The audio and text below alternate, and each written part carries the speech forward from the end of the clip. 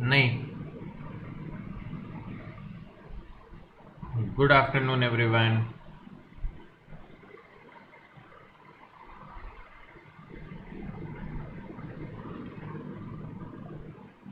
इतने शर्मीले बच्चे भाई साहब। मेरा पिछली क्लास, आई होप स्क्रीन वगैरह विजिबल है सबको। Yes sir. कल बेटा आपकी क्लास के दौरान ही अपनी उसकी मतलब इंटरनेट बंद हुआ था और मुझे इतनी परेशानी हुई, अभी जाके आज इंटरनेट सही हुआ है। उसके बाद भी ना कोई क्लास हो पाई, नहीं कुछ और काम हो पाया। आपका लेक्चर भी मैं आज स्कूल चला गया था सुबह, क्योंकि इंटरनेट सही नहीं हुआ था। स्कूल की क्लासेज स्कूल जाके ली और वहीं से आपके लेक्चर वगैरह भी अपलोड किया। चलो बेटा, जो पिछली क्लास में हमने यहाँ तक एंड कर लिया था। अब मुझे बताओ, क्या इतना क्लियर है हमको? पावर फैक्टर हुआ, जैसे V R M S, I R M S, cos phi, R L circuit, R C circuit, ये सब हमें क्लियर है? Yes sir. चलिए बेटा, तो अब आप आज बेटा हम आगे बढ़ते हुए मेन इसका लास्ट पोर्शन चैप्टर का आ जाता है। और हमें अच्छी चीज़ है बेटा, यहाँ पे भी हमें एक डेरिवेशन मतलब थोड़ा स्किप कर पाएंगे, क्योंकि ये ऐसे चैप्टर में बेटा सबसे टफ डेरिवेशन ही होते थे, है ना। हम इनको यदि नहीं कर रहे तो काम थोड़ा आसान हो गया। वैसे आम आसान नहीं होता है, but these are really tough. वैसे मैं और तो करवा देता तुम्हें, तो यहाँ पे हम थोड़ा सा बच गए, क्योंकि इसमें पूरा बेटा साइन कोस ये सब इन्वॉल्व होते हैं बहुत ज़्यादा। मैथमेटिक्स ज़्यादा है, फिजिक्स बहुत ही कम है।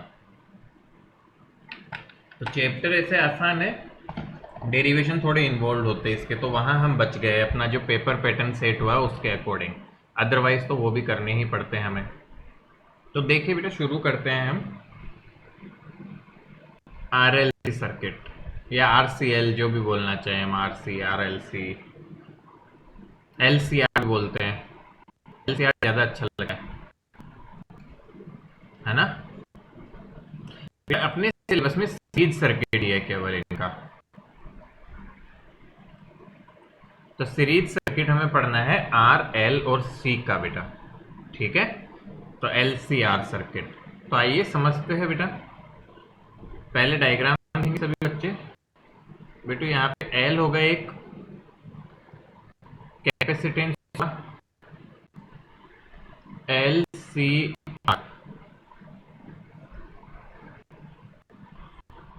और यहाँ पे वही एसी का सोर्स होगा बेटा ई। मान लो हमें करंट दिया हुआ है बेटा यहाँ पे I equal to I naught sine of omega T. अभी सभी बच्चे दिमाग लगा के मुझे एक चीज करके बताएंगे बेटा, वी आर क्या होगा, वी सी क्या होगा और वी एल क्या होगा। ये सभी बच्चे लिखे, कोशिश करो लिखने की, तुम्हें सब सिखाया हुआ है कैसे लिखना है। मान लो तुम्हें एक्स सी वगैरह सब दिया हुआ है। एक्स सी क्या हो जाएगा, one upon omega, sorry X C one upon omega C, और एक्सएल हो जाएगा ओमेगा एल। तो ये मान लो तुम्हें गिवन है, तो इनकी टर्म्स में कैसे लिखोगे?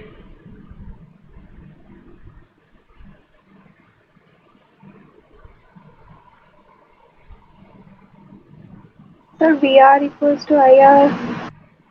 हाँ, इक्वेशंस बताओ बेटा, इक्वेशन। इक्वेशन क्या बनेगी, इक्वेशंस बनाओ देखा है जरा इनकी।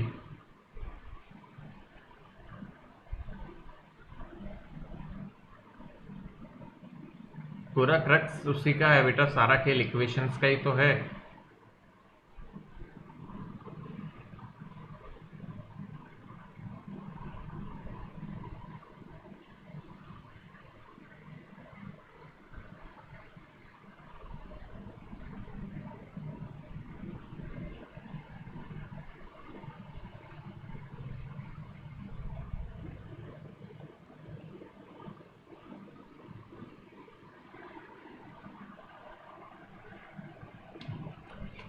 बेटा सब कुछ सीखा हुआ है। रेजिस्टेंस के लिए फेज सेम होता है करंट का, तो वी आर होता है आई आर, तो I naught into R sine of omega T.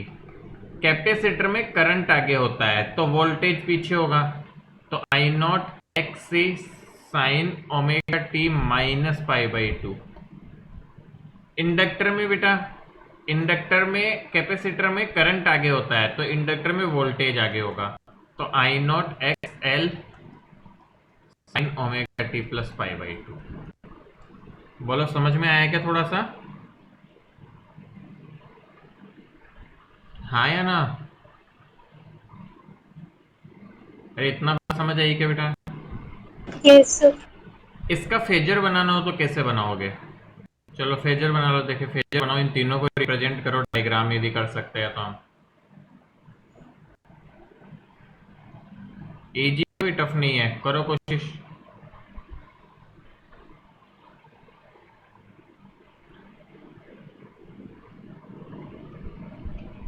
Omega T पे आई या वी आर बोल दें हम, इससे पाई बाई टू पीछे है वी सी, तो ऐसे देखो,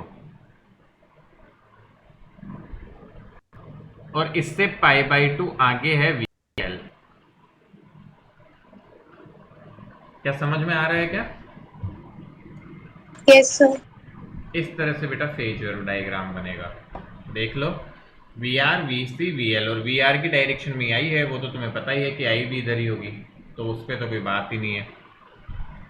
तो इस तरह बेटा फेजर बनते हैं। अब देखो बेटा फेजर, अब हम ये तो एक्चुअल फेजर डायग्राम हुआ, बट इसको एनालिसिस करने के लिए हम इसको थोड़ा टिल्ट कर देंगे, ऐसा समझो। मतलब वी आर को हम यहाँ ले आएंगे सीधी लाइन पे, तो ये एक दूसरे के अपोजिट है। तुम्हें नजर आ रहा है कि वी एल और वी सी एक दूसरे के बिल्कुल अपोजिट है? Yes, sir. Yes, sir. तो देखो बेटा यहाँ से, अब हमें क्या चाहिए, हमें वी नेट चाहिए। ध्यान से सुनना बात को, तो मैं नेक्स्ट पेज पे ही करता हूँ। देखो पहले ये लिख लो फटाफट बेटा, just write it down. Rest of the calculations I am going to do on next page. बेटा फटाफट लिख लो पहले ये।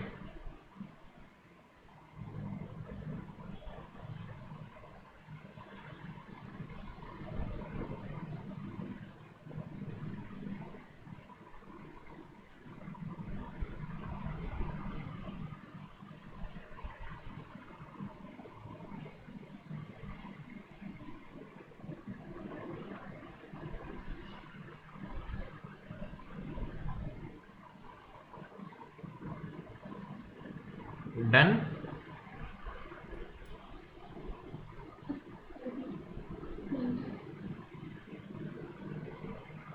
Yes, sir. चलिए बेटा यहाँ से फिर आगे बढ़ते हैं हम। तो बेटा ध्यान से देखो, अब हमारे पास में क्या क्या केस है। हमें वी नेट चाहिए, या ऐसा समझ लो बेटा ई चाहिए, या हम कह ले V net. So this can return as V R plus V L plus V C. Common sense बेटा, तीनों को ऐड कर देंगे। So this will be equal to I naught R sine omega T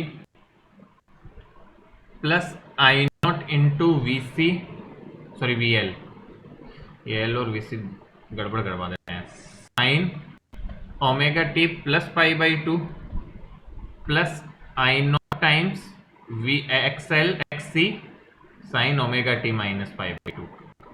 बेटा तीनों को जोड़ देंगे तो नेट करंट मिल जाएगा हमें, नेट वोल्टेज मिल जाएगा। बेटा सुनते जाओ देखते जाओ। अब इन तीनों को ऐड करने का तरीका हम फेजर डायग्राम का ही यूज लेंगे। तो इन तीनों को डायग्राम में हम रिप्रेजेंट करने के लिए देखो मैं ऐसा डायग्राम बना रहा हूँ। अब बेटा इस तरफ मैं लिख सकता हूँ वी अक्रॉस आर, या आर रेजिस्टेंस को रिप्रेजेंट कर सकता हूँ।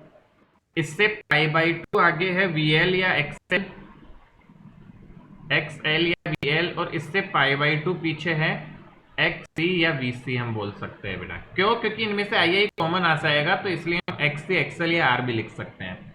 अब यहाँ पे दो केस बनते हैं, देखो कैसे। इस डायग्राम के बेसिस पे दो केस बनते हैं आपके। Please try to focus, this is very very important. Case number 1, जहां पे बेटा मान लो कि आपका एक्सएल ज्यादा है एक्स सी से, तो बताओ क्या होगा इफेक्टिव? इन दोनों में से कौन बड़ा, मतलब ये क्या ऊपर वाला बड़ा हो गया, तो नेट ऊपर आएगा कि नहीं आएगा? ऐसे समझो बेटा, एक वेक्टर है इधर 5 यूनिट का और एक वेक्टर है इधर 3 यूनिट का, तो इसका नेट कितना है? क्या ऊपर कितना? 2 यूनिट का। Yes, sir. तो बेटा देखो इसको कैसे डिनोट कर सकते हैं हम। एक्सएल जब एक्सिस से बड़ा होगा तो इस डायग्राम को हम रिड्यूस कर सकते हैं, and this diagram becomes this. Try to focus. आपका बेटा यहाँ पे तो रहेगा आर, वी आर आर तो यही रहेगा, इस तरफ आ जाएगा एक्स एल माइनस एक्स, और we can write it V L minus V C. क्योंकि हमने एक्स एल को बड़ा मान लिया, ऑब्वियसली आपका वी एल भी बड़ा हो गया। तो बेटा इन दोनों का रिजल्टेंट मान लो बीच में कहीं आएगा, and let's call it angle phi. तो यहां से बेटा जो नेट आता है यहाँ पे, इसकी वैल्यू में जेड की तरफ से लिख सकता हूं, और इस इक्वेशन के लिए जेड क्या आ जाएगा, ध्यान से देखो, एक्सएल माइनस एक्ससी का होल स्क्वायर प्लस आर का whole square. So this becomes Z, और जेड तुम्हें पता है तो बेटा फिर सब कुछ फाइंड किया जा सकता है। टेन फाइव जो आ जाएगा यहाँ से, tan phi will be equal to XL minus XC upon R. देख लो टेन फाइव आएगा, ये perpendicular upon base, perpendicular upon base. तो ये दोनों चीजें हो गई। कॉमन चीज बेटा बिल्कुल सेम हो जाएगी। तो वी नॉट वी ई की इक्वेशन कैसे लिख सकते हैं फिर देखो, ई की इक्वेशन आ जाएगी बेटा अपने, ध्यान से सुनना, I naught time Z into sine of omega, sorry यहाँ पे बेटा हम लिखेंगे फेज ऑफ करंट। अच्छा, प्लस अल्फा या माइनस अल्फा? प्लस। हाँ बेटा देखो, इंडक्टर हेवी है, इंडक्टर बड़ा है, तो इंडक्टर में कौन आगे होता है, पोटेंशियल। तो वोल्टेज। यहाँ पे भी वोल्टेज बेटा, तो वोल्टेज आगे होगा, और कितने एंगल से होगा, फाइव एंगल से, तो प्लस फाइव, यहाँ पे फाइव बोल देंगे हम इसे, तो ये फाइव आ गया हमारे पास, ये इक्वेशन बन गई, और आई नोट बाई जेड हो जाएगा ई नोट। इसी तरह बेटा इसका केस टू होगा, देखो अब तुम खुद बना सकते हो क्या केस टू, एक्स से ग्रेटर देन एक्स एल। तो देखो डायग्राम कैसे बनेगा, वी आर या आर, और इस तरफ बेटा x L X C minus X L, क्योंकि ये बड़ा है, इनका फिर से नेट कहीं इधर आएगा बेटा फाइव एंगल पे, ये तो मैं डायरेक्ट यहाँ भी वही हो जाएगा, X C minus X L का whole square plus R square. But यहाँ पे बेटा जो फाइव आएगा, टेन फाइव, वो डिफरेंट होगा, tan phi is equal to X C minus X L by R. और इक्वेशन क्या होगी बताओ ये की, I naught Z sine of phase of current, और प्लस या माइनस, माइनस। Minus phi. कुछ गया दिमाग में हमको? तो बेटा यस सिंपल सर। सी चीज, एक चीज देखो, क्या दोनों केस में जेड की वैल्यू सेम आएगी, खुद से सोच के देखो, यस सर। दिख रहा है तुमको, भले फॉर्मूले थोड़े डिफरेंट है, but the value of Z is same in both the cases. अरे क्योंकि स्क्वायर ए माइनस बी का स्क्वायर लिखो चाहे बी माइनस ए का स्क्वायर, क्या वैल्यू सेम आती है? बीट यस बेटा sir. A minus B square और B minus A square, the value is same, hence ये वैल्यू आपके पास में बेटा सेम आती है जेड की, बस टेन फाइव दोनों जगह डिफरेंट आएगा, और उसके बेसिस पे हमारी इक्वेशंस भी डिफरेंट हो जाएगी। तो बेटा इन दोनों केसेज को लिखते हुए यहाँ से आगे बढ़े, और ये जो ई की जो वीनेट इक्वेशन है वो हमने लिख दी यहाँ पे, दोनों केस के लिए क्या क्या आएगी इक्वेशन, वो हमने लिख दी यहाँ पे बेटा, इसका एनालिसिस निकाल के। तो फटाफट से इसको नोट करो, यही पूरा है जिससे बेसिस पे इस पे क्वेश्चंस बनते हैं, जल्दी कर लो फटाफट।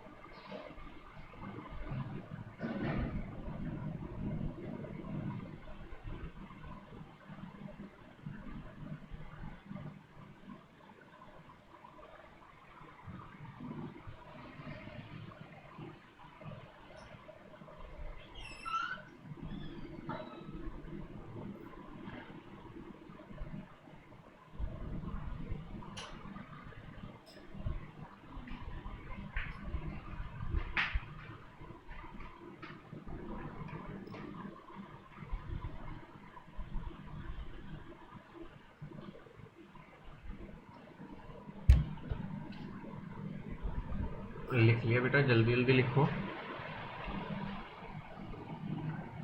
अब बेटा केस 1 हो गया 2, ये तुम्हें आइडेंटिफाई करना होगा। एक और केस होता है जब दोनों बराबर होते हैं, बट वो अलग से डील करेंगे अपन, वो सबसे इंपॉर्टेंट है।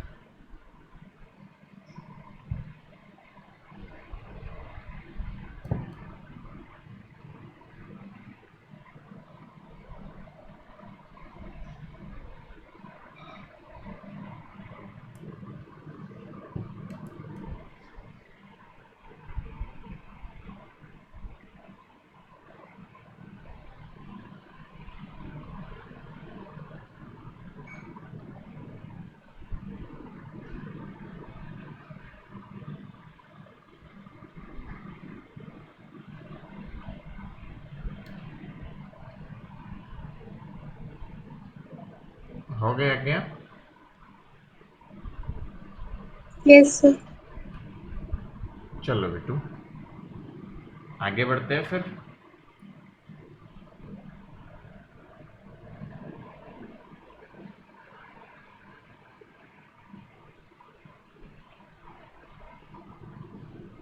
क्वेश्चन करो बेटा एक।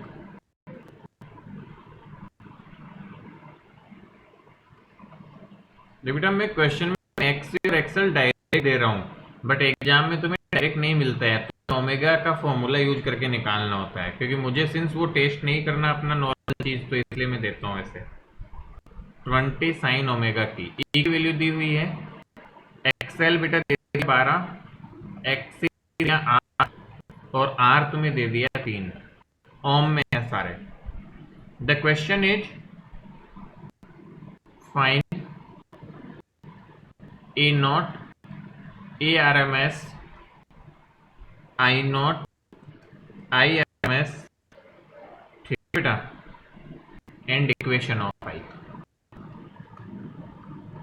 ये सब फाइंड करना आपको,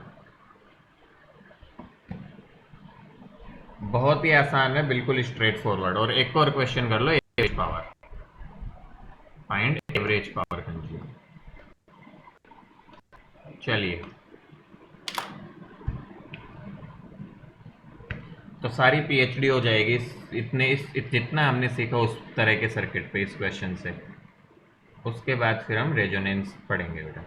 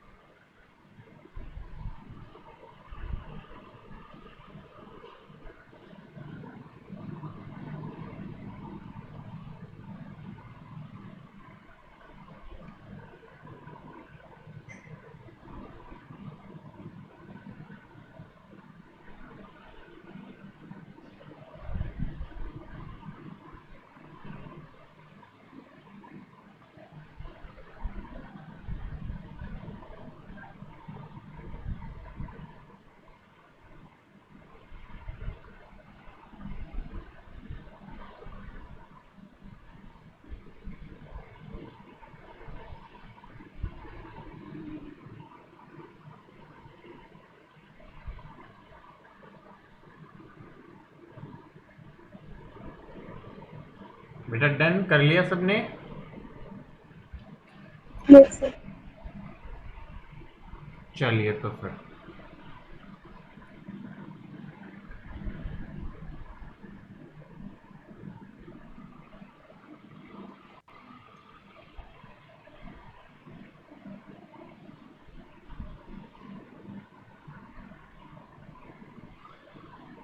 चलो बेटा सॉल्यूशन देखो कैसे करेंगे। यहाँ पे बेटा आपको साफ दिख रहा होगा नोट तो 20 है और ई एम एस हो जाएगा 20/√2। अब ये तो मुझे बताने की जरूरत नहीं है, साफ इक्वेशन से नजर आ रहा है, ये तो पूछना भी शर्म की बात है कि नहीं? आई कैसे निकालो बेटा? आई नोट निकालना आसान है, आई नोट आ जाएगा ई नोट बाई जेड, तो मतलब हुआ तुम्हें जेड निकालना पड़ेगा। जेड क्या होगा? अब फर्क नहीं 5. पड़ता कौन बड़ा है, वैसे तो एक्सेल बड़ा है, तो 12 - 8 का स्क्वायर प्लस 1 का स्क्वायर, तो डेटा इस तरह लिया गया है कि 5 आंसर आएगा बेटा। तो 20/5 इज इक्वल टू 4, तो आई नॉट की वैल्यू आ गई आपकी 4, मतलब आई आर एम एस की वैल्यू आ जाएगी आपकी 2√2। बोला आएगा, सही बात है। Yes, sir. तो बेटा ये दोनों पार्ट हो गए हैं। अब इक्वेशन ऑफ आई निकालनी है तो पहले तो फेज डिफरेंस निकालो बेटा। तो इक्वेशन ऑफ आई निकालने से पहले हमें वो निकालना पड़ेगा। तो ये बेटा 3 है इधर, एक्सएल मतलब ऊपर की तरफ केस 1, तो ये आएगा 12 - 8 4। तो बेटा यहां से यदि मैं एंगल बोलूं 5, तो tan फाइव कितना हो जाएगा, देखो tan phi will be equal to 4/3, तो क्या 53 हो गया। Yes, sir. अब ध्यान से समझेंगे बेटा, कौन बड़ा है, इंडक्टर, तो इंडक्टर में वोल्टेज आगे होगा, तो क्या करंट पीछे होगा। इंडक्टर में वोल्टेज Yes, आगे sir. होता है तो करंट पीछे होगा, कितना पीछे, 53 से। तो करंट की इक्वेशन आपकी हो जाएगी 4 sin ओमेगा t - 53 डिग्री। तो this is the answer for current.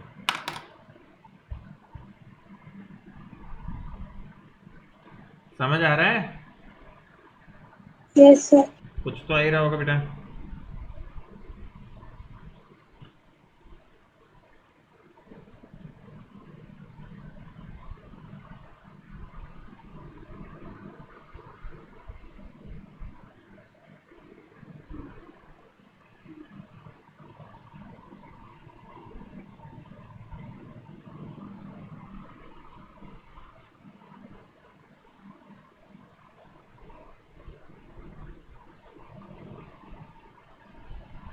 चलो बेटा आगे बढ़े, ठीक है बेटा, आसान है। देखो आपको अच्छे से बताई जा रही है चीज, आप अच्छे से फॉलो करो, it's easy to do. Next topic पढ़ते हैं हम LCR सर्किट बेटा, resonance in LCR circuit. This is very very important topic in the chapter, resonance LCR circuit.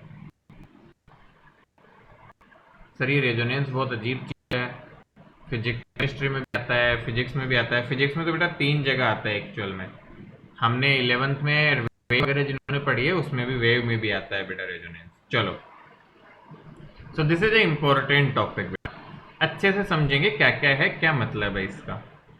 YouTube पहले तो सर्किट लेते हैं, देखो रिप्रेजेंटेटिव LCR, ऐसा कोई नोशन नहीं है, तुम जहां चाहो जिसको बना सकते हो। ये अपना EMF का सोर्स है बेटा, कोई कुछ करेगा आई, वो सब हम निकाल सकते हैं, कुछ वैल्यू दी हुई हो तो। बेटा समझे है क्या ये, तो पहले तो बेटा definition. So we say when current flowing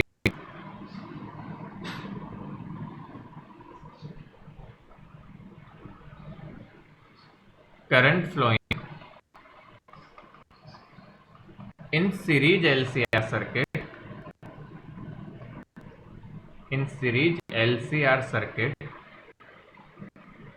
is maximum,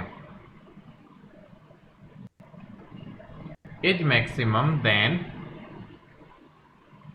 we say that circuit is in resonance। तो बेटा ध्यान से, हम बोल रहे हैं कि जब ये करंट जो है ये मैक्सिमम होगी जिस इंस्टेंट पे, जब सर्किट में करंट मैक्सिमम होगा तब हम कहते हैं कि ये सर्किट क्या कर रहा है, ये सर्किट रेजोनेंस में है। This circuit is in resonance situation, एक कंडीशन का नाम है बेटा, जहां पे फ्रीक्वेंसी ऐसी मैच करती है कि सारे कंपोनेंट्स के अक्रॉस करंट मैक्सिमम हो जाता है, सब एक अच्छा आउटपुट देते हैं बेटा। तो अब आपके सामने देखो करंट क्या लिख होती है बेटा इस LCR सर्किट में, हमने देखा right, current equal to V/Z, बोलो लिख सकते हैं कि नहीं। Yes, sir. एंड जेड क्या होता है बेटा, तुमने अभी थोड़ी देर पहले फॉर्मूला निकाला था, डजेंट मैटर कि कौन सा केस है, मैं तो एक जनरल फॉर्मूला कोई भी लिख सकता हूँ, x² + r², बोलो है कि नहीं, क्योंकि वैल्यू तो सेम ही आएगी केस कोई भी हो। आता है बेटा इतना समझ। Yes, sir. अब मुझे बताओ बेटू, पोटेंशियल की मैक्सिमम वैल्यू तो हम चेंज करेंगे नहीं, क्योंकि ये मैक्सिमम करो तो फिर तो कुछ भी बदल जाएगा। कुछ ऐसा जुगाड़ सोचेंगे कि सर्किट में कुछ हम ऐसा चेंज लाए, इन एलिमेंट कुछ ऐसा जुगाड़ करें कि हमारे पास करंट मैक्सिमम आ जाए। तो बिटू हम क्या करते हैं, ध्यान से सुनो, हम सोर्स की फ्रीक्वेंसी वगैरह बदलते हैं। एक बात बताओ, करंट इंक्रीज कब करेगी? क्या जब जे डिक्रीज करेगा? Yes, sir. तो हम क्या बोलते हैं, सुनना ध्यान से बेटा, फॉर आई मैक्स इम्पीडेंस, यहाँ पे बेटा इम्पीडेंस बोला जाता है, resistance, impedance should be minimum.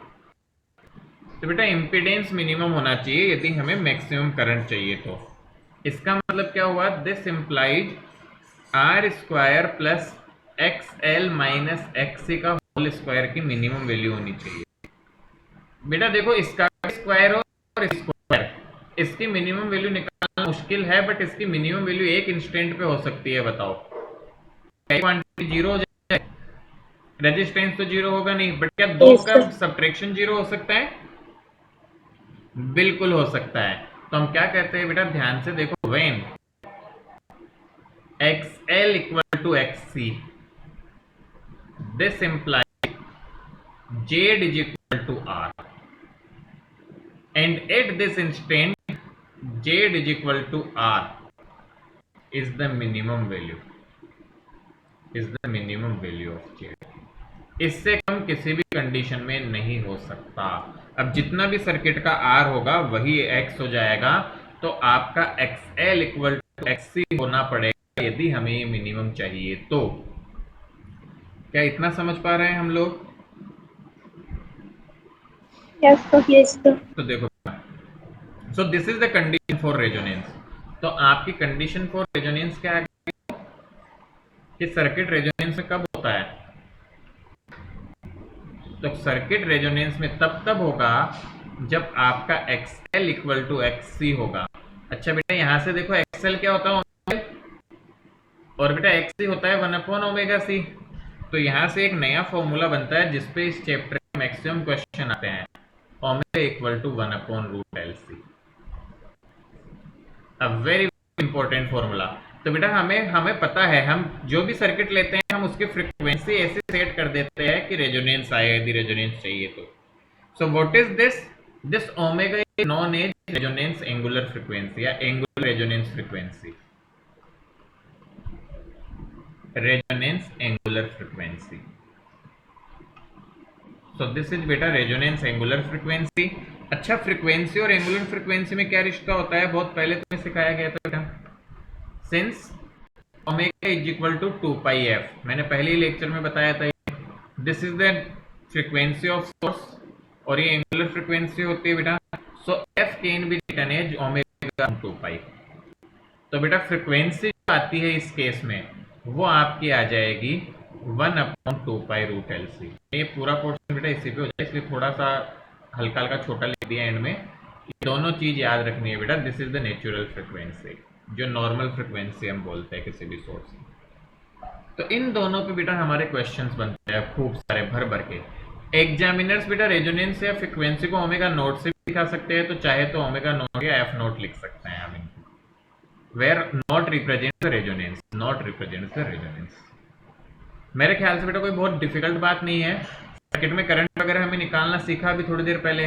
हम बोल रहे करंट मैक्सिमम चाहिए, तो ये मिनिमम केवल एक कंडीशन में हो सकता है, जब ये जीरो हो जाए, क्योंकि देयर इज सम कंडीशन जहां ये जीरो हो सकता है बेटा, स्क्वायर, क्योंकि स्क्वायर की मिनिमम वैल्यू जीरो होती है। उससे छोटा हो सकता है क्या? No, sir. अब कुछ बच्चे ये बोल सकते हैं सर आयोटा ले लो।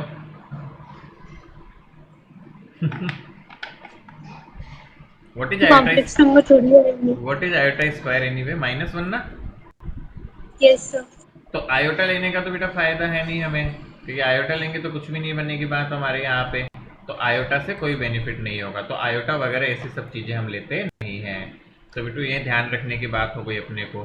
तो ओमेगा नॉट और एफ नॉट, तो इसलिए इसकी मिनिमम वैल्यू जीरो, और उससे फिर सॉल्व करके हम आंसर निकाल लेते हैं। तो बहुत आसान है, हमेशा ध्यान रखें फॉर रेजोनेंस, इस पे भर भर के क्वेश्चंस आते हैं।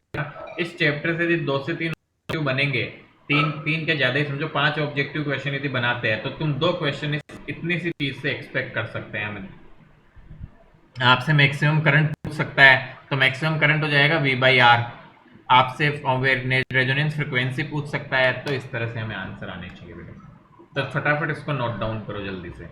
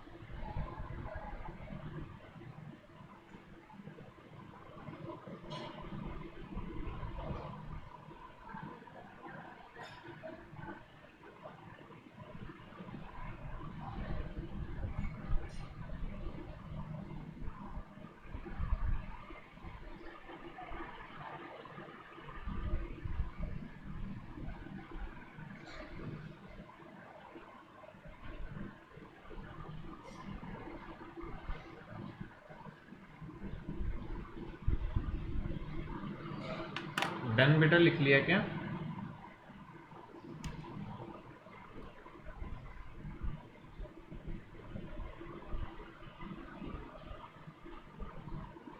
Yes, sir.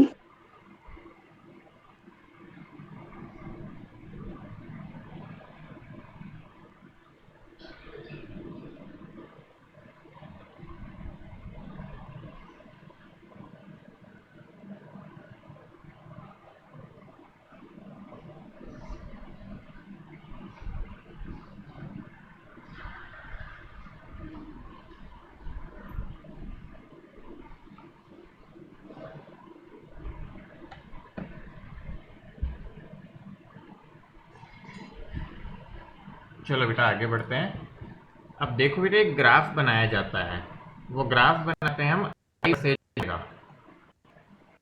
रेजोनेंस सर्किट में ओमेगा की चेंज से आई पे क्या फर्क पड़ता है, तो बेटा इसका कुछ ऐसा देखने को मिलता है। और मैक्सिमम कितना ओमेगा पे आएगा बताओ जरा, करंट की वैल्यू ओमेगा नॉट पे। सिमिलर ग्राफ बेटा फ्रीक्वेंसी के लिए भी बनाया जा सकता है, सेम नेचर बनेगा, क्योंकि फ्रीक्वेंसी और ओमेगा में केवल कांस्टेंट का फर्क होता है ना।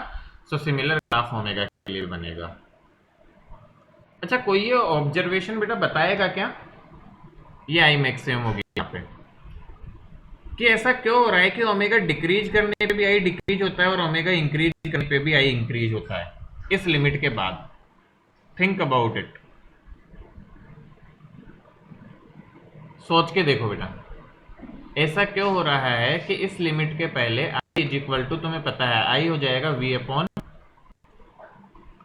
एक्सएल माइनस एक्सी का स्क्वायर प्लस आर स्क्वायर। सोचो कि इससे पहले ओमेगा कम करूं तो भी घट रहा है और ओमेगा बढ़ाऊं तो भी करंट घट रहा है। व्हाई दिस इज हैपनिंग, सोचो जरा।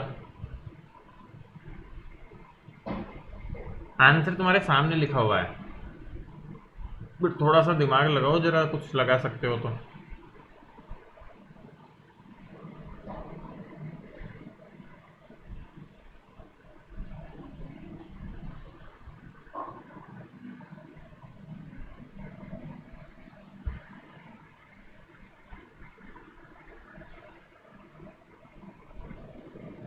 नहीं आ रहा कुछ दिमाग में?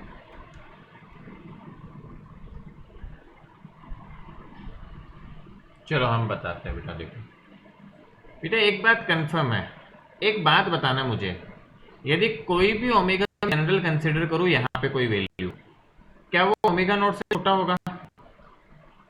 यदि ओमेगा ओमेगा नॉट से कम है तो क्या होगा बेटू? ध्यान से देखो, आपके फॉर्मूले होते हैं XL equal to omega L और एक्सी होता है 1/ओमेगा सी। बेटा ओमेगा यदि ओमेगा नॉट से छोटा हुआ तो एक्सएल की वैल्यू तो कम होगी और एक्स सी की वैल्यू बढ़ेगी, तो अल्टीमेटली यहाँ पे जीरो से बड़ा आंसर आएगा। सिमिलरली यदि ओमेगा की वैल्यू ओमेगा नॉट से बड़ी है तो एक्सएल बढ़ना शुरू हो जाएगा और एक्स सी कम होना शुरू हो जाएगा, तो इनका गैप बढ़ना शुरू हो जाएगा बेटा। तो जैसे जैसे इसके इधर उधर जाते हैं तो गैप स्टार्ट इंक्रीज, और गैप इंक्रीज करेगा तो ये क्वांटिटी बढ़ेगी, तो ये क्वांटिटी बढ़ेगी तो सही। अरे ये नहीं समझ आया हमको? Anyway this is not going to happen, but मतलब कम, बट थोड़ा दिमाग तो लगा सकते हैं क्यों होता है ऐसा। कुछ कुछ दिमाग में आया क्या? Yes, sir. बेटा ऑब्वियस बात है ना, देखो ये दोनों बराबर नहीं रहेंगे, तुम तो ऐसे समझो इसके इधर जाते ही एक बढ़ जाएगा एक घट जाएगा, तो दोनों बराबर कहाँ रहे, तो इनका डिफरेंस कुछ ना कुछ आएगा, तो ये बढ़ जाएगा पहले के मुकाबले, घट जाएगा। कॉमन सेंस, ठीक है ना? चलो, तो है तो common sense, but common sense is so complex. आगे बढ़ाते हैं बेटा कहानी को, ठीक है ना?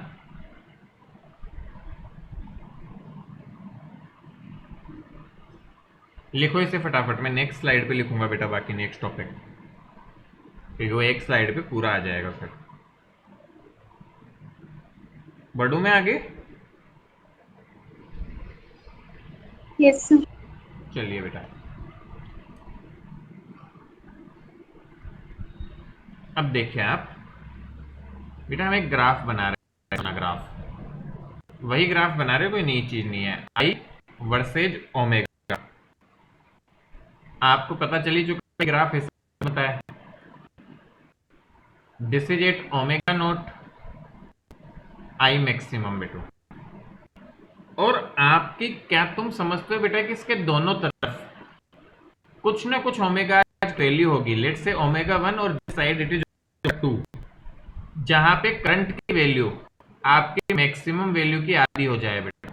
Let's call it I note, है ना? आई एम जगह हम आई नोट बोलते हैं मैक्सिमम करंट को, आई नोट 2। क्या हो सकता है ये पॉसिबिलिटी? बिल्कुल हो सकती है ना? Yes, yes, sir. No? Total possible है बेटा, जेड की वैल्यू √2 टाइम्स हो जाए आर के, तो हो जाएगा ये पॉसिबल। तो ध्यान से समझे हम जो बता रहे हैं अब आपको। बेटा हेडिंग है हमारी half power frequency, half power frequency,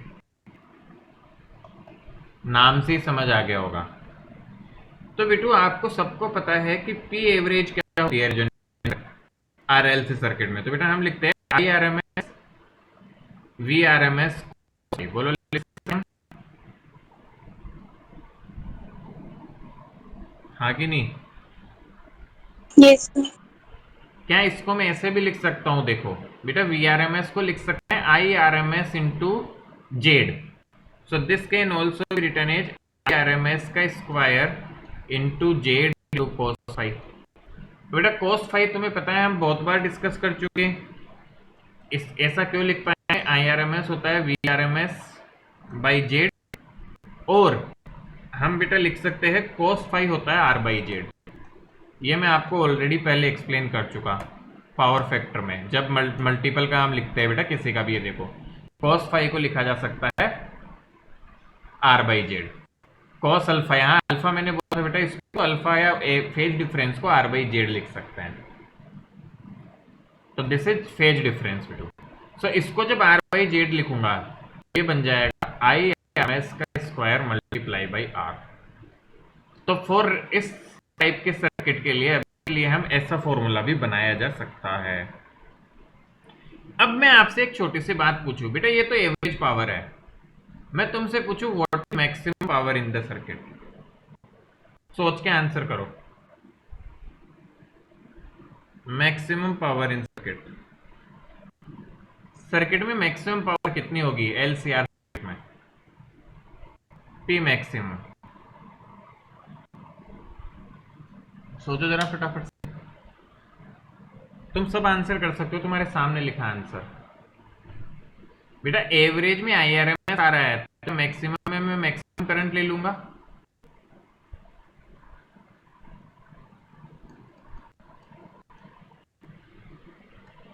बेटा देखो रेस्पॉन्ड करो एटलीस्ट एक दो बच्चे तो, कि मुझे पता चले कि हाँ ये बात थोड़ी समझ Yes, पड़ी। sir. ऑब्वियस बात है बेटा, सी पूरे सर्किट में जिस इंस्टेंट पे मैक्सिमम करंट होगा उस इंस्टेंट पे मैक्सिमम पावर होगी, ऑब्वियस बात है। तो मैक्सिमम करंट सर्किट में है आई नॉट, तो आई नॉट स्क्वायर आर हो जाएगी मैक्सिमम पावर। तो बेटा ध्यान से सुनना क्या बोल रहा हूं। When frequency change, when frequency change from resonance frequency,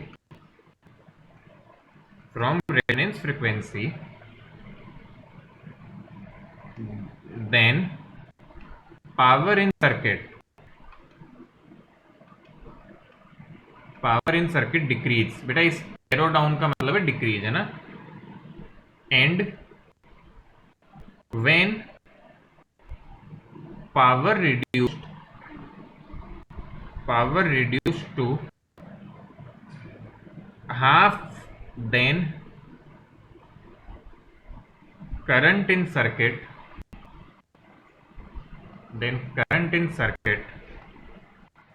is called half power current।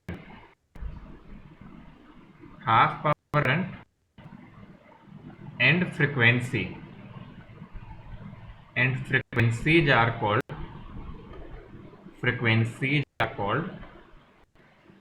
half power frequency।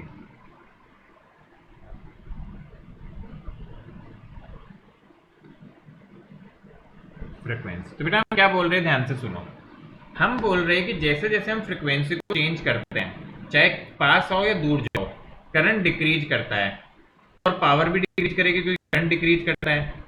तो पावर जब आधी हो जाए मैक्सिमम की, मैक्सिमम इज दिस, तो पावर जब मैक्सिमम की आधी हो जाएगी तो उस पर जितनी करंट के लिए वो होगी बेटा आधी, उस करंट को बोला जाता है हाफ पावर करंट। और जिस फ्रीक्वेंसी पे अचीव हुआ उसको बोला जाता है हाफ पावर फ्रीक्वेंसी। बोलो ये समझे कि नहीं समझे? Yes, sir.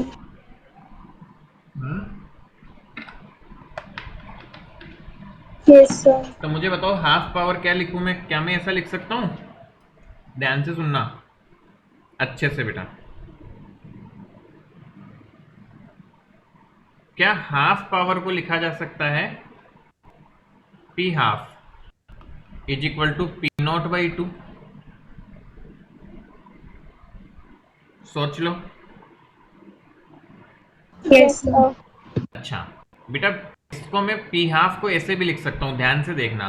P half can also be written as I half, मतलब half power current I square into R। और बेटा P नॉट आपके ऊपर लिखी हुई है I not square R upon 2। तो देखो बेटा R से R कटा, क्या तुम्हारा साफ नजर आ रहा है तुम्हें कि I हाफ पावर फ्रीक्वेंसी जो आ रही है वो आ रही है I नॉट बाई रूट 2। ये है हाफ पावर करंट। पहले ये देख लो समझ आया क्या कि हाफ पावर करंट आ रहा है I नॉट बाई रूट 2। क्या ये बात समझ आई हमको? Yes, sir. But interesting result आया बहुत। क्या इंटरेस्टिंग रिजल्ट आया? IRMS जितनी हाँ एक्चुअल में बेटा देखोगे तो इंटरेस्टिंग रिजल्ट जो है वो ये है कि half power can be written as IRMS square into R। और हमें एक और चीज समझ आई कि हाफ करंट जो है, half power current, this is nothing but this is equal to IRMS। ये काम की चीज है बेटा। वापस रिपीट करते हैं। तो बेटा ये जो मैंने बनाया I नॉट बाई रूट 2, क्या तुम्हें समझ आ रहा है? ये मैंने वो करंट लिया है जो हाफ पावर रिस्पॉन्डिंग है। ये इस इंस्टेंट पे पावर हाफ होगी आपकी मैक्सिमम की। इतना समझ आया हमको? हाँ या ना? Yes, sir.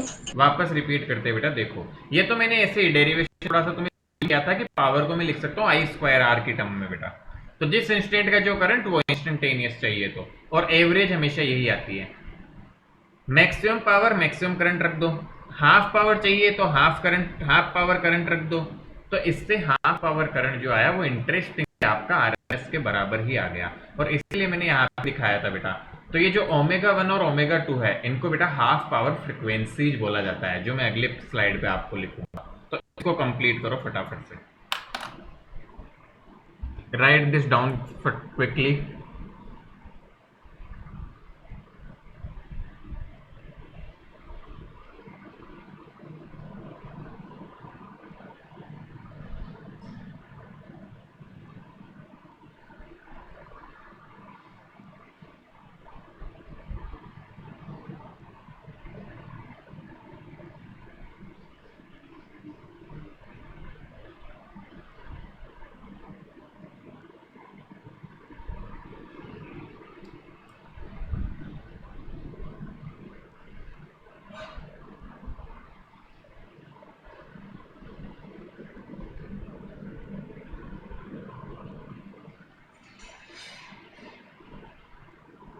बेटा यहाँ पे कहीं इसके एंड में ना एक लाइन लिख लेना आप ना, एक पहले, बाकी फिर उस पर डिटेल से अगली स्लाइड पे करूंगा। Omega 1 and omega 2 are half power frequency, half power frequency. बेटा देखो फ्रीक्वेंसी वर्ड ही यूज करते हैं जनरली, बट यूनिट से पहचानते हैं। ओमेगा है मतलब एंगुलर फ्रीक्वेंसी है, और एफ मतलब नॉर्मल फ्रीक्वेंसी। तो वो बार बार वर्ड नहीं लिखते कि हाफ पावर एंगुलर फ्रीक्वेंसी या हाफ पावर फ्रीक्वेंसी, वो हम और ऑटोमेटिकली आपका जब क्वेश्चन में रहता है तो आप पहचान जाते हो। ओमेगा यूनिट क्या होती है बेटा? ये हो गया आपकी रेडियन पर सेकेंड, तो वो क्वेश्चन में हम जनरली पहचान जाते हैं। और फ्रीक्वेंसी जो होती है उसकी यूनिट होती है आपकी बेटा पर सेकेंड, 1/सेकेंड या हर्ट्ज। तो इससे क्या पहचान जाते हैं, जनरली दोनों के लिए फ्रीक्वेंसी वर्ड ही यूज होता है एग्जाम्स में, बट हमें यूनिट्स की हेल्प से पता चल जाता है थोड़ा सा।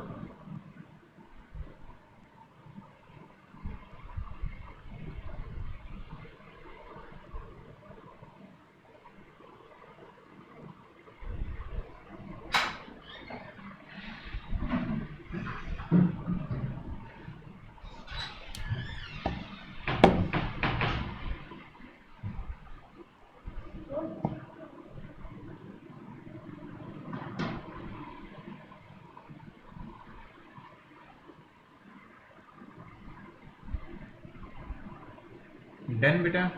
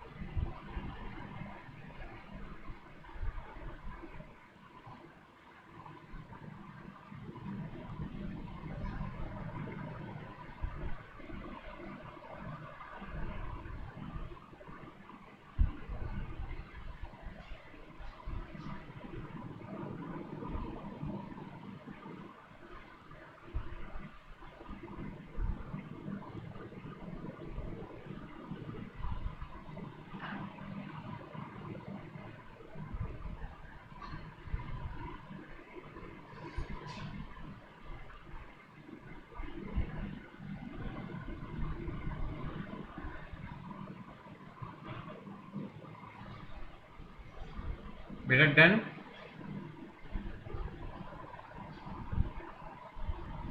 Yes, sir.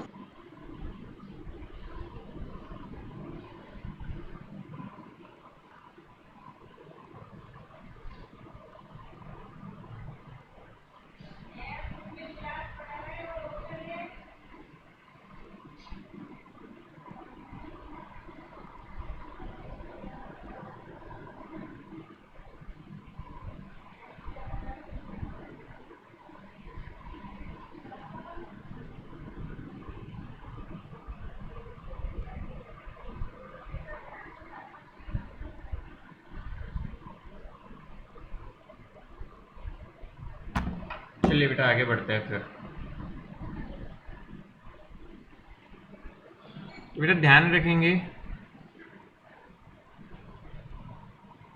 Half power frequency और हाफ पावर करंट का। नेक्स्ट इज बेटा बैंडविड्थ ऑफ सीरीज एलसीआर। एक टर्म यूज होती है जिसे हम कहते हैं बेटा बैंडविड्थ।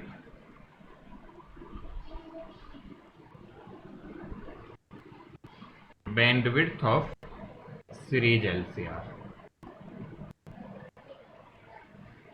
तो बेटा समझिए क्या है, पहले तो हम अच्छे से समझे इसकी डेफिनेशन को।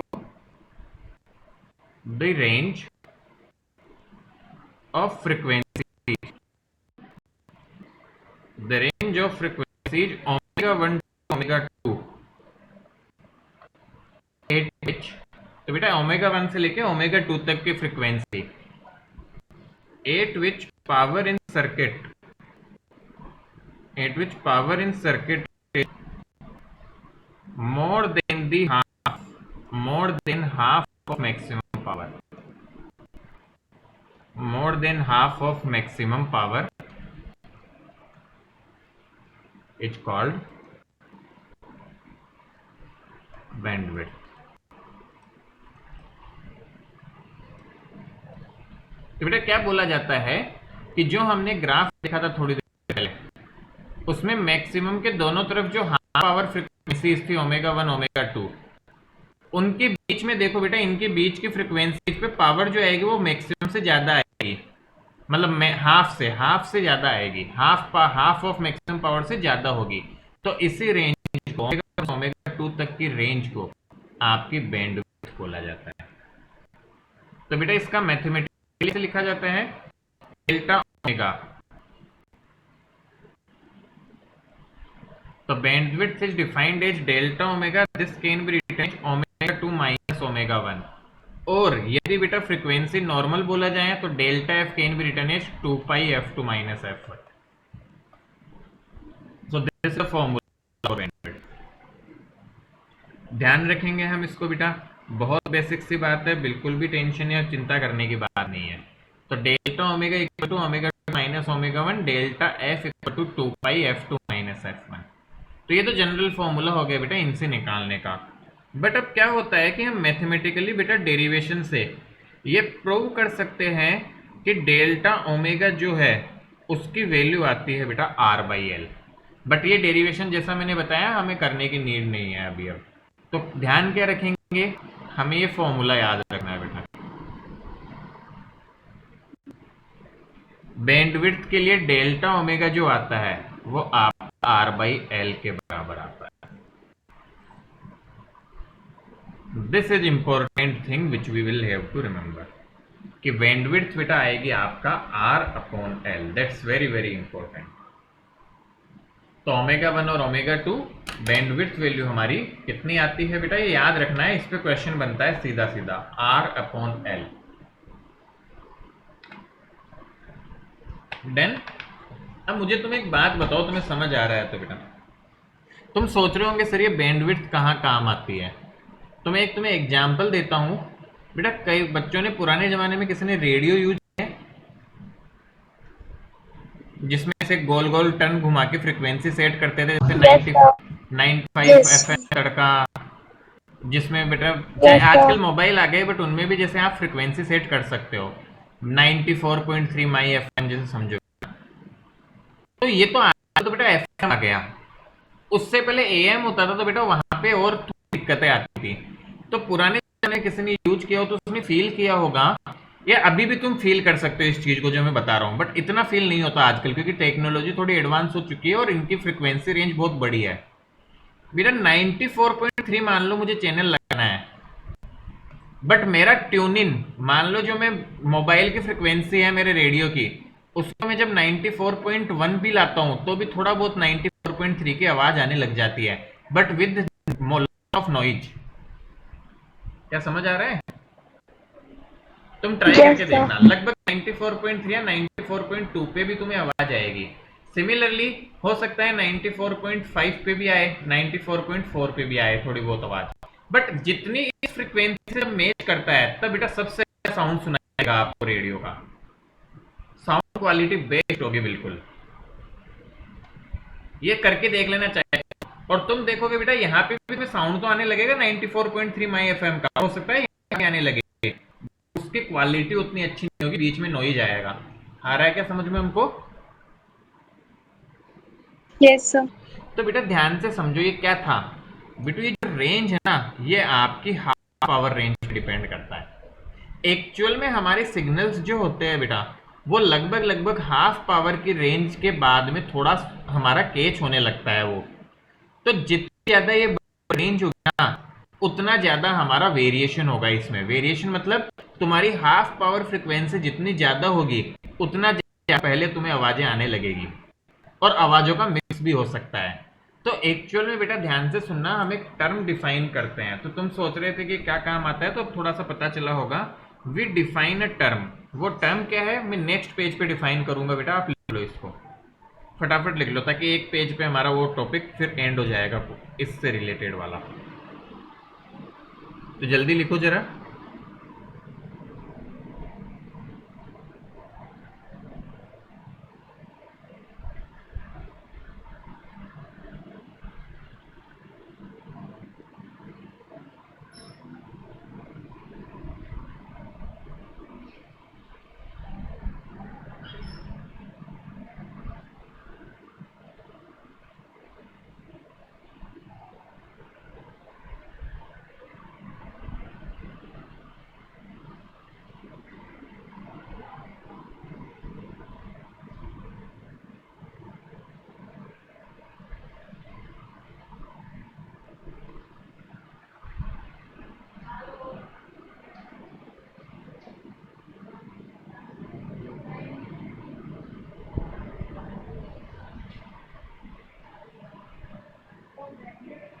डन बेटा।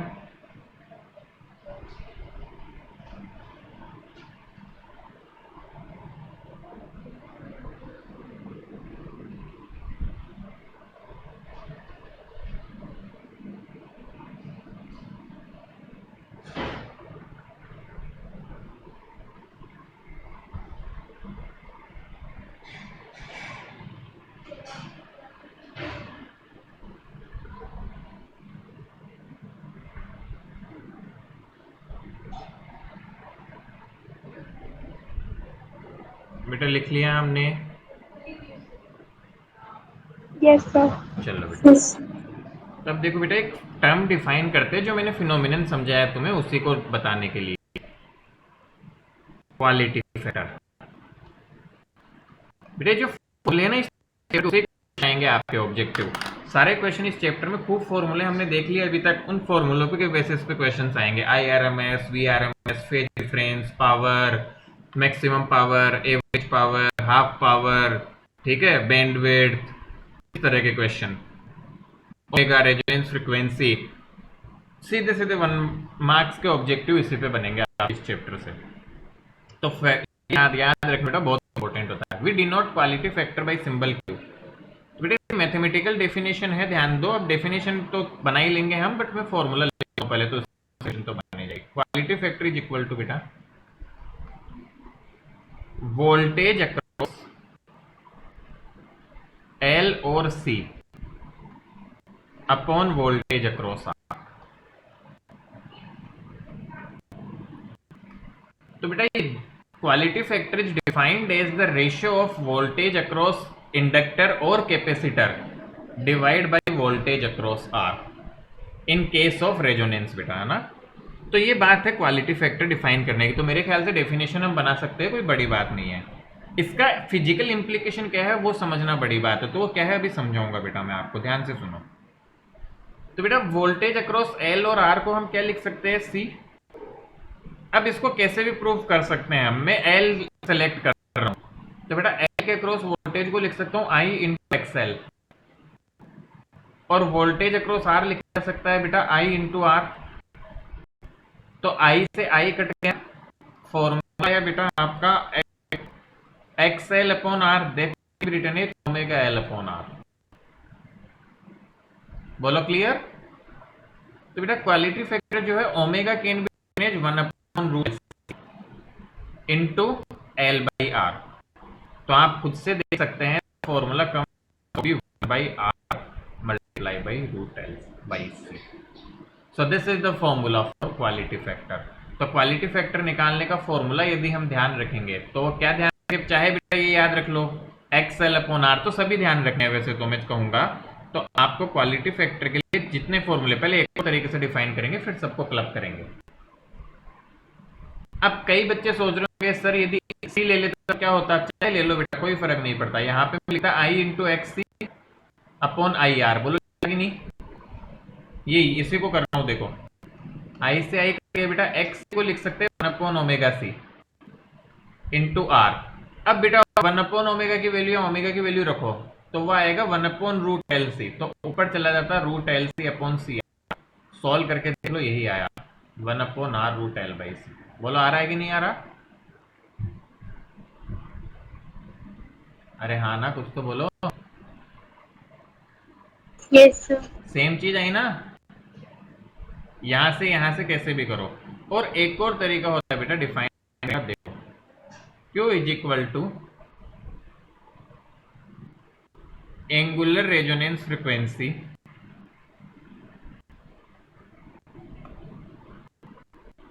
Upon bandwidth. तो बेटा यहां से देखो जो मैं तुम्हें समझा रहा था वो समझ आएगा। सोचो बैंडविड्थ के जितनी कम होगी फैक्टर ज्यादा होगा। Yes sir. तो क्या समझे जो मैं अभी बता रहा था, बेटे ये गैप जितना कम होगा उसकी क्वालिटी उतनी ही बेटर होगी। क्यों? क्योंकि आपको वेरिएशन बहुत कम मिलता है। तो क्वालिटी बेटा इस चीज को बताती है कि कितना अच्छा साउंड आएगा, कितनी अच्छी ट्यूनिंग बैठेगी आपकी। तो आप जो रेडियो को लेके वो गोल गोल घुमा के बिठाते हो फ्रिक्वेंसी से, तो वो फ्रिक्वेंसी कितनी अच्छी बैठेगी, कितना अच्छा साउंड आएगा, कितनी रेंज में, वो सब ये क्वालिटी फैक्टर डिसाइड करके बताता है आपको। जितना अच्छा क्वालिटी फैक्टर उतनी बैंडविड्थ कम होनी पड़ेगी। तो यहां से बेटा देखो फॉर्मूला क्या बन जाएगा, omega nought upon delta omega. अब चाहे यहां से डिराइव कर लो, omega nought is angular frequency बेटा, resonance frequency that is 1 upon root L C, और डेल्टा ओमेगा तुम निकाल चुके, this is L by are.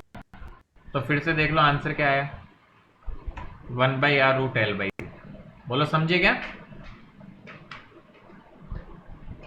Yes sir. कैसे भी देखो आंसर तो सेम आना है, बट फॉर्मूले क्या क्या ध्यान रखने हैं। अब देखो ग्रांड फॉर्मूला का, Q is equal to XL upon R, this is equal to X C upon R, this is equal to omega nought upon delta omega, and these all are equal to 1 upon R root L by C.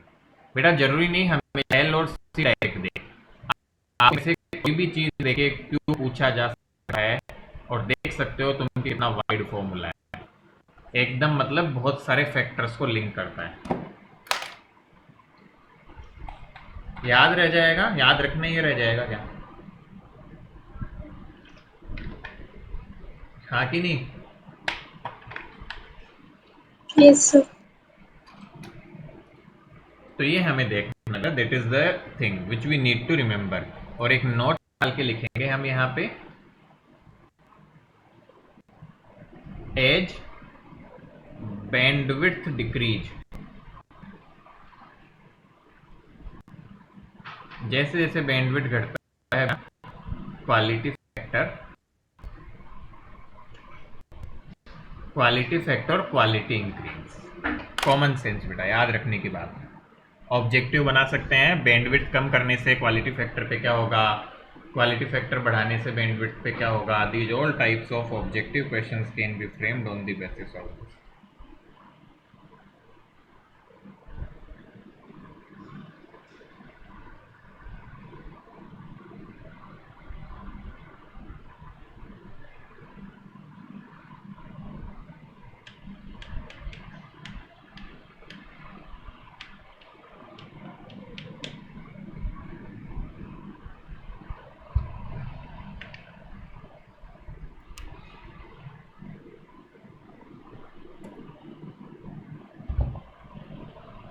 बेटा देखो questions बहुत बनते हैं इस पे, और बहुत बिल्कुल बेसिक सीधा फॉर्मूला, और अपने ऑब्जेक्टिव बोर्ड में तो आएंगे भी इसी तरह के सीधा फॉर्मूला बेस्ड।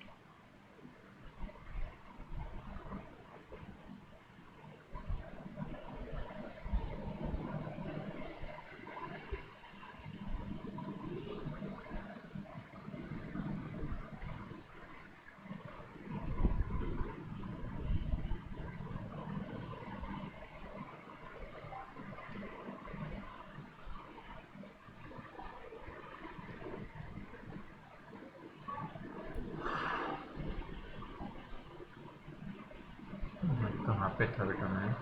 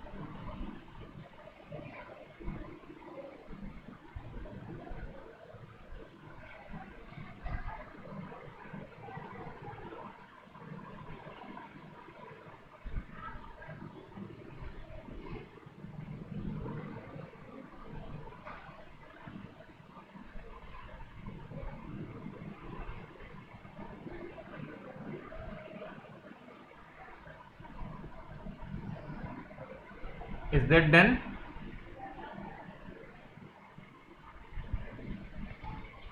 बेटा Yes, sir. जल्दी बताएं, मैं आगे बढ़ जाऊं?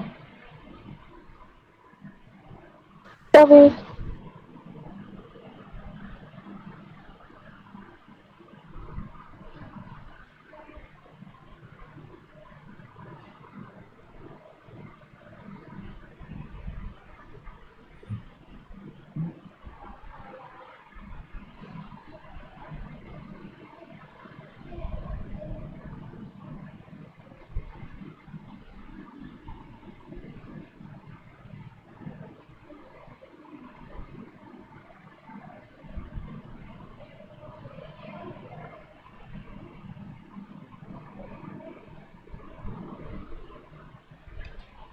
बढ़े आगे बेटा, आप तो बताओ।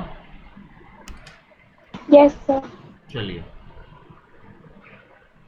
तो बेटा देखिए लास्ट ट्रांसफॉर्मर। ट्रांसफॉर्मर एक बेटा अपने मुझे चेक करना पड़ेगा सिलेबस में एक बार के लिए। हमारे पास एक एक दो छोटा बस बेटा, उन पे 2-3 लाइनें बतानी होती है, ऐसे कोई बड़ा नहीं है। मैं अगली बार बता दूंगा एक बार सिलेबस चेक करके। बाकी वैसे मोस्ट प्रोबेबली ये हट गया है। एलसी ऑसिलेशन, एलसी ऑसिलेशन फिर 20 मिनट लेगा, यदि है तो एक बार चेक करूंगा मैं रिड्यूस सिलेबस से हटाया कि नहीं इस बार। पिछले साल तो हटाया था। तो बेटा एलसी ऑसिलेशन देखना है। एक चौक कॉइल होती है। चौक कोयल तो 2 मिनट का ही काम है इसमें, बस एक थोड़ा सा बताना है कि कैसे पुराने टाइम पे काम आती थी। किसने पुरानी ट्यूबलाइट देखी है? वैसे थोड़ा सा वैसे डिस्कस करूँ तो ऐसी ट्यूबलाइट पुरानी होती थी, उसमें यहाँ पे एक बेटा कैसे होता था, और एक एक बॉक्स होता है ट्यूबलाइट के साथ। I don't know if you have seen it और नॉट। कभी ऑब्जर्व किया है? पुरानी जो गोल वाली ट्यूबलाइट रहती थी, एक लकड़ी का बॉक्स होता था, पीछे लकड़ी के उस पर फिट की जाती थी, और यहाँ पे एक बॉक्स होता था। चलो बहुत अच्छी बात है, तुम लेटेस्ट जमाने के हो। उसको चौक कॉइल बोला जाता था, that's a very old concept. तो ये दो चीज है, तो हम इस पे बेटा डिस्कस कर लेंगे अगली बार। मोस्ट प्रोबेबली चौक कॉइल तो मैं बता ही दूंगा, because it's a 2 minute task, पूछता कोई नहीं है, but will discuss it. LC oscillation यदि है तो बेटा वो मैं बता दूंगा, अपन कर लेंगे उसको cover. It's 15-20 minute topic. Transformer, other than this transformer becomes the last topic of the chapter. तो चलिए शुरू करते हैं बेटा इसको, ठीक है? और ट्रांसफॉर्मर आप सबने कहीं ना कहीं थोड़ा बहुत तो पढ़ा ही है शायद पहले, Yes, sir. है ना? चलो तो बेटा ट्रांसफॉर्मर को देखते हैं क्या कहानी होती है, आइए समझे। तो बेटा ट्रांसफॉर्मर आपके जो कि कॉइल्स होती है, जैसे दो तरह के जिनको लिंक किया जाता है आपस में। तो हम सेटअप को ऐसे डायग्रामेटिक से दिखाते हैं। वैसे सबने ट्रांसफॉर्मर देखा होगा बेटा, डीपी वगैरह लगी होती है, वहां आसपास होते हैं। आपके स्प्रिंगफील्ड के तो थोड़ा सा बाहर वायर ही है ना, स्कूल के आसपास ही है शायद। सही बोल रहा हूँ ना मैं? Yes, sir. हाँ, नहीं देखा कभी, साइड में यही है शायद, साइड के खाली जगह से और उसमें है शायद हाँ ट्रांसफॉर्मर। सर, हाँ। देखना यदि नहीं देखा किसी ने तो बेटा, पत्तियां टाइप से होती है, बड़ी बड़ी प्लेट्स होती है लोहे की, उनसे होता है, बट डायग्राम में हम ऐसे दिखाते हैं। तो बेटा यहाँ पे बहुत सारे टर्न्स लिखे होते हैं,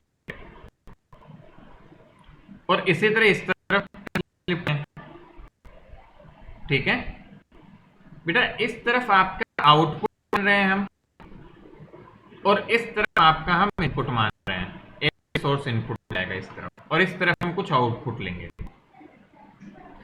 इस साइड जिधर इनपुट ऐड करते हैं कॉल इट प्राइमरी साइड, और जिस साइड हम आउटपुट लेते हैं उसको बोलते हैं सेकेंडरी साइड। ठीक है बेटू, कुछ पैरामीटर्स हम डिफाइन करते हैं। आइए सबसे पहले तो यहाँ पे प्राइमरी, यहाँ पे सेकेंडरी को, सेकेंडरी साइड के पैरामीटर्स डिफाइन करेंगे बेटा। तो सबसे पहला पैरामीटर है बेटू नंबर ऑफ टर्न्स। तो प्राइमरी नंबर ऑफ टर्न्स को एनपी सिंबल से दिखाएंगे, सेकेंडरी एनएस। दूसरा पैरामीटर है बेटा फ्लक्स। प्राइमरी कोइल की तरफ से फ्लक्स को phi और सेकेंडरी कोइल से फ्लक्स को phi। सिमिलरली का ईएमएफ, प्राइमरी कोइल से ईपी, सेकेंडरी कोइल से ईएस। करंट, प्राइमरी कोइल से आईपी, सेकेंडरी कोइल से आईएस। इसमें कोई दिक्कत बेटा, डेफिनेशन नहीं है तो क्या दिक्कत होगी इसमें बताओ, सोच ले। अब बेटा देखो ये किस कॉन्सेप्ट पे वर्क करता है समझो। जब बेटा हम ये इनपुट अप्लाई करते हैं और ये लोहे की बेटा कोर वगैरह से बनता है, तो इस कोयल से फ्लक्स चेंज होता है, और इसका फ्लक्स जो टाइम के साथ लगातार बदलता है, क्योंकि करंट अपना वेरिएबल है, तो फ्लक्स बेटा यहां से होता हुआ उधर सर्कुलेट होता है, और यहां आके वो इसमें करंट प्रोड्यूस कर देता है। तो इस तरह से आपका फ्लक्स बेटा एक से दूसरी तरफ सर्कुलेट होके वो करंट को यहां तक पहुंचाता है। तो कहानी को बेटा देखो समझते हैं हम। Let's write phi p. So phi p can be written number of primary into flux, where phi is what, flux linked with the coil transformer. Phi is net flux with the transformer, जो पूरा मतलब circulate हो रहा है, net flux linked with transformer.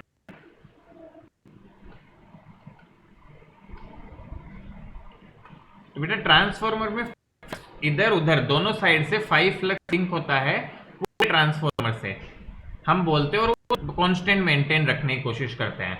इसका primary में कितना contribution है, तो इसके टोटल फ्लक्स कितना है उसके नंबर ऑफ टर्न से मल्टीप्लाई कर दो, जितने नंबर ऑफ टर्न यहाँ आ रहे हैं। सिमिलरली सेकेंडरी से कितना फ्लक्स पास होगा, जितना फ्लक्स जा रहा है एक टन से जितना पास हो रहा है उतने नंबर ऑफ टर्न्स बना दो, क्योंकि flux is amount of energy. तो बेटा एक टन से 5 फ्लक्स है तो इतने टन से इतना हो जाएगा, ऐसा समझो। तो इस तरह से हम फ्लक्स को बता देते हैं बेटा, या हम ये भी कह सकते हैं बेटा this is flux linked with single turn, चाहे तो आप ऐसे भी कह सकते हो, सिंगल टर्न ऑफ ट्रांसफॉर्मर। यदि एक टर्न ट्रांसफॉर्मर पे बनाए हम तो कितना फ्लक्स लिंक होगा, तो बताओ phi s कितना हो जाएगा, देख समझ आया तो तुम्हें? NS पर। क्या बेटा लिख सकते हैं ns इंटू फाइव? बहुत अच्छी बात बेटा। अब बताओ ep कितना होगा, induced EMF in primary circuit, can that be written as d5p/dt? बोलो। तो बेटा this will be equal to Yes, number sir. Of turns तो कांस्टेंट है d5/dt। इसी तरह बेटा ES कितना हो जाएगा, ES equal to d5 secondary upon dt, ये तो हम EMI में पढ़ के आए हैं सब कुछ। This equal to NS d5/dt।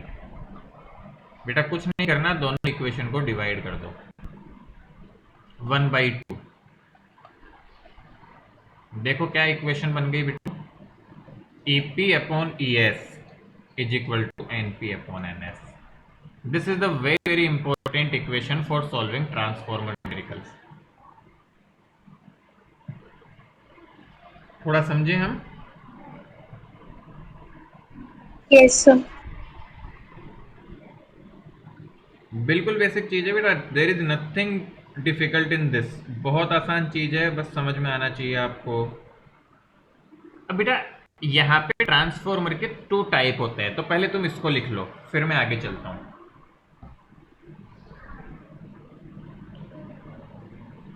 जल्दी लिखो जरा।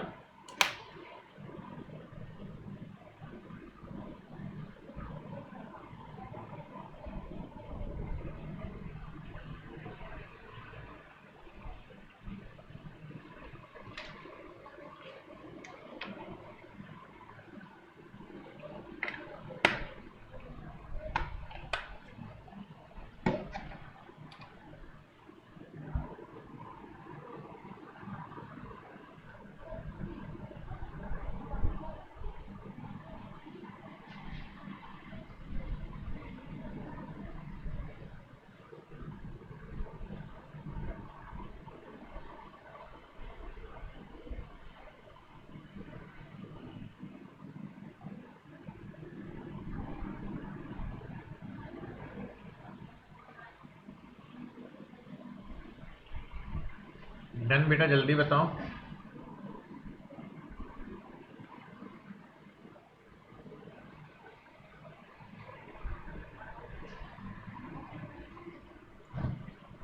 बेटा लिख लिया क्या?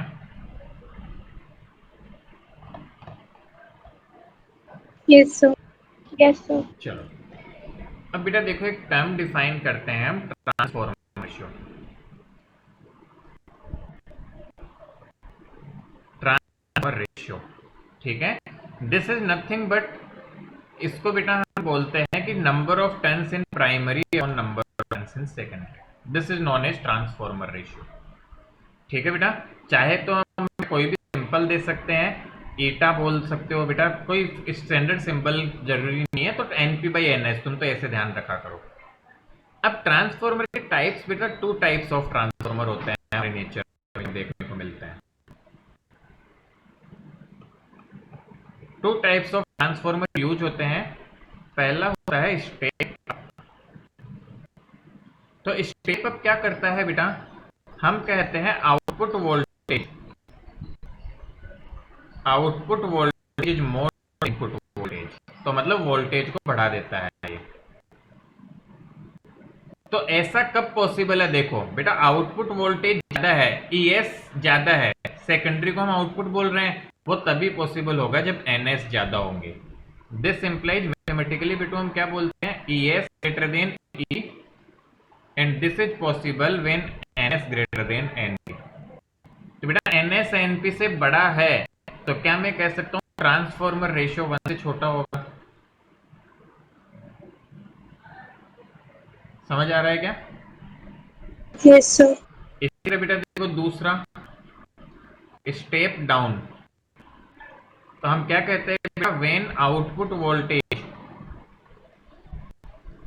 इज लेस देन, यहाँ पे बेटा PHN लिख देना ना, वो मिस हो गया, लेस देन इनपुट वोल्टेज। मतलब क्या हुआ, उल्टा, EP greater than ES, this implies NP greater than NS, this implies eta greater than 1, means transformer ratio greater than 1।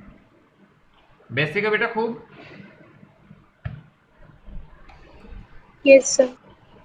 अब बेटा एक चीज पूछी जाती है, what is the principle of transformer.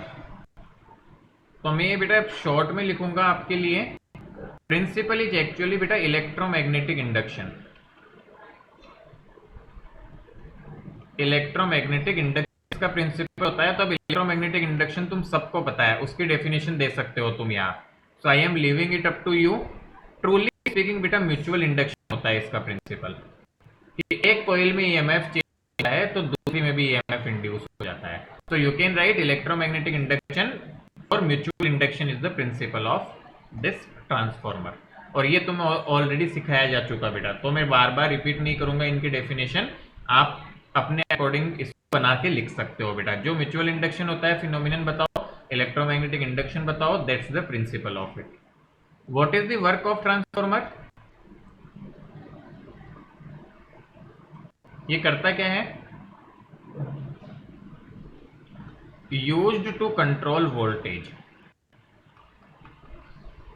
Control या रेगुलेट बोल।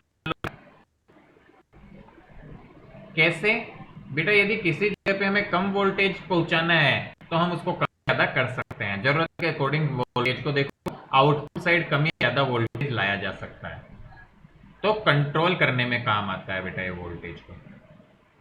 क्या इतनी बात समझ गए सभी बच्चे? Yes, sir. तो बेटा ये हो गया होगा। तो बेटा अब इसको आप करें। थोड़ा सा और बच रहा है ट्रांसफार्मर में लॉस वगैरह के बारे में जानकारी, पर बेटा हम टाइम से आउट जा रहे हैं, तो अब जो रिमेनिंग पोर्शन है छोटा सा, और जो भी छोटा मोटा बच गया है हार्डली बेटा, मतलब एल से ऑसिलेशन भी पढ़ लेंगे तो भी हार्डली आधे घंटे का बचा है, इससे ज़्यादा नहीं बचा अपना। तो अगली क्लास में हम खत्म करके नया चैप्टर शुरू करेंगे। तो अगली क्लासेज में बेटा केमिस्ट्री में भी न्यू चैप्टर शुरू होगा और फिजिक्स में भी न्यू चैप्टर शुरू होगा। आप एक बार ट्रांसफॉर्मर खुद से पढ़ लेना है इसके साथ साथ में, ठीक है? Yes, sir. डन।